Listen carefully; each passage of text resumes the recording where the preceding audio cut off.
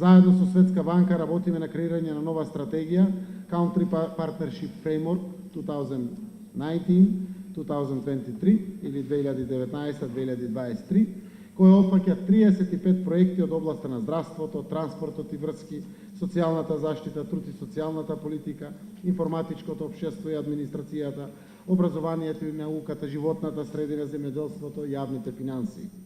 Во рамките на ова партнерство само за регионални патишта се предвидени 70 милиони евра, што од 2019 година ќе му бидат ставени на располагање на Министерството за транспорт и врски.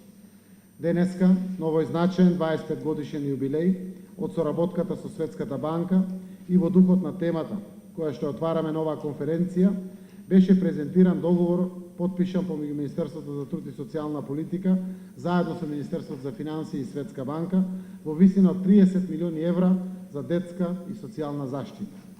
Мораме да ги заштитиме децата. Тие се нашиот влог и капитал на иднината. Мора да им обезбедиме достоинствени услови за живот на оние кои го немаат и да им овозможиме еднакви стартни основи за успех во животот. Образованието мора да се реформира и да понуди квалитетна образовна програма која ќе ги искористи и дополнително ќе ги унапреди потенцијалите и талентите на нашите деца, за да израснат во подготвени и спремни кадри за пазарот на трудот.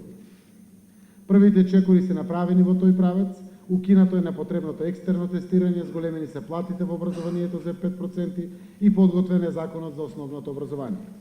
Здравството и образованието се темелите на општеството. Грижата за здравјето на граѓаните мора постојано да се унапредува, за да ги зачуваме нашите лекари и здравствени работници во Македонија, и од овој септември ги зголемивме платите на 19.123 вработени во јавните здравствени установи за 5%. Зголемувањето на платите на здравствените работници ќе продолжи и со буџетот за 2019 година. Платите во здравството се зголемија и преку зголемување на надоместокот за дежурствата. Купната сума на пари која што докторите ја зимаат по зголемувањето на примањата кои што докторите ги добиваат за дежурствата и ноќните смени, севкупно се зголемени за 30 до 40%.